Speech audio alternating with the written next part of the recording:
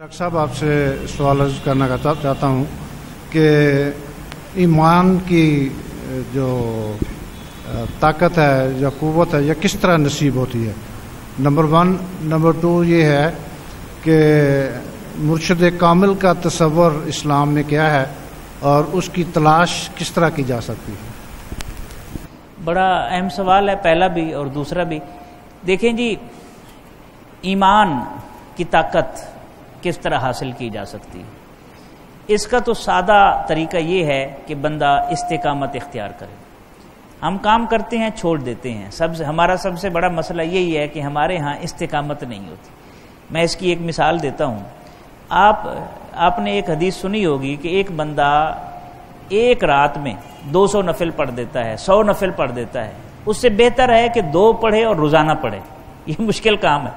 آدمی کیفیت میں ہو تو 1000 بھی پڑھ لے گا، لیکن دل نہیں کر رہا، پھر بھی اس نے اس کو جاری رکھنا ہے۔ اس لیے کہتے ہیں الاستقامت فوق الکرامہ، کہ استقامت جو ہے اس کا درجہ کرامت سے اوپر ہے۔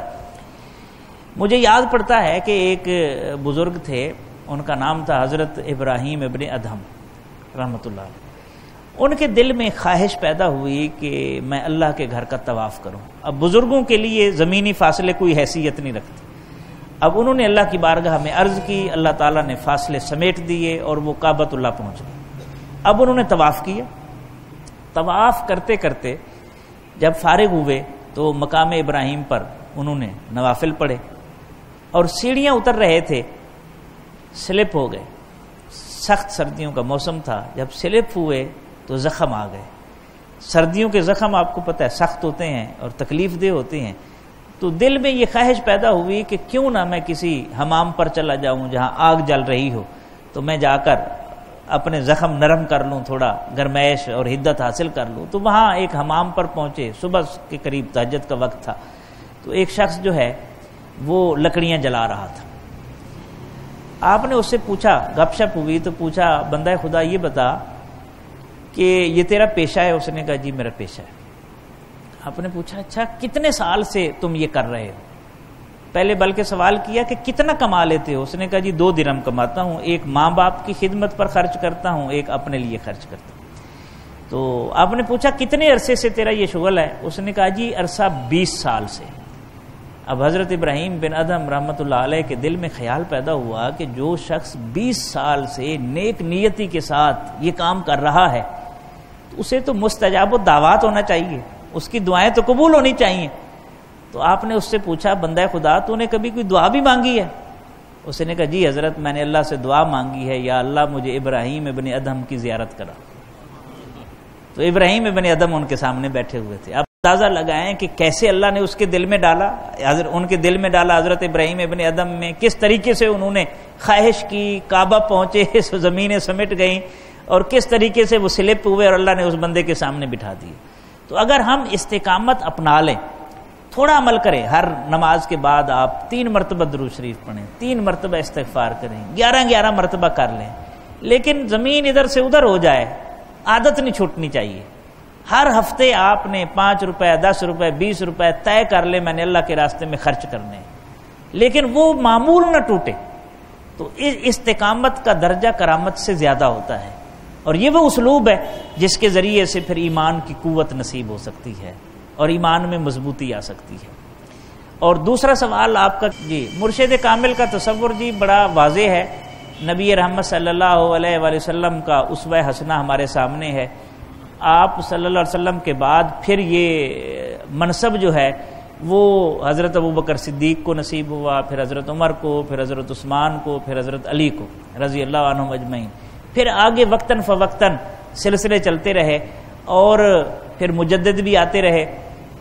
کوئی 100 سال کا مجدد ہے، کوئی 1000 سال کا مجدد ہے۔ پہلے 1000 سال کے مجدد حضرت عمر بن عبدالعزیز ہے، دوسرے 1000 سال کے مجدد حضرت مجدد الف ثانی۔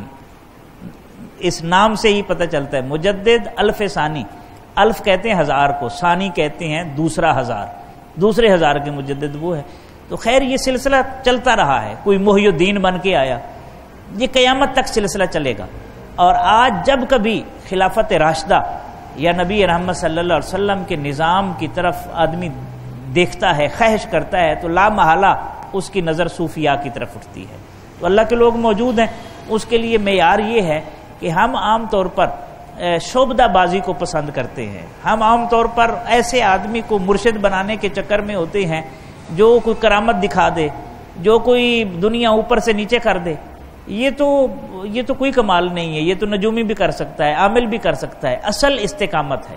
حضرت جنید بغدادی رحمۃ اللہ علیہ فرماتے ہیں اگر کوئی شخص دریا میں چلتا ہوا آئے یا ہوا میں اڑتا ہوا آئے تو وہ ہمارے لیے قابل تقلید نہیں ہے.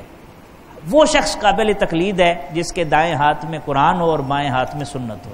تو ایسے لوگوں کا بیعت ہونا چاہیے جو عمل کرنے والے ہیں، جن کی زندگی شریعت کے ظاہر سے آراستہ ہے، وہ ہمارے لیے قابل حجت ہیں. اور اگر اس سے ہٹ کر آپ ڈھونڈنے کی کوشش کریں گے تو یہ بالکل ایسے ہے کہ جس طرح ایک شخص میڈیکل MBBS تو نہیں کرتا لیکن کچھ تجربے ادھر ادھر کی باتیں سن کر عطائی ڈاکٹر بن جاتا ہے، اسی طریقے سے وہ عطائی انجینئر بن جاتا ہے لیکن پریکٹیکل اس کے پاس ڈگری نہیں ہے، وہ سرٹیفائیڈ نہیں ہے، اس کو سرٹیفکیٹ نہیں ملا. وہ کسی کی جان لے سکتا ہے. انجینئر بن جائے، بڑی بلڈنگ کھڑی کر دے اور اس کو اندازہ نہ ہو کہ اس کا نقصان کیا ہو سکتا ہے، اس کا ایگزٹ ہی نہ دے، مسائل پیدا ہو جائیں گے نا. اسی طریقے سے جو معروف طریقہ سے، سنت کے طریقہ سے اور جو 1400 سال سے آ رہا ہے اس سے ہٹ کر جو لوگ اس راستے پر چلتے ہیں ان سے گریز کرنا چاہیے اور ان لوگوں کے ذریعے سے رب تک پہنچنے کی کوشش کرنی چاہیے جو 1400 سال سے اسلوب چلا آ رہا ہے.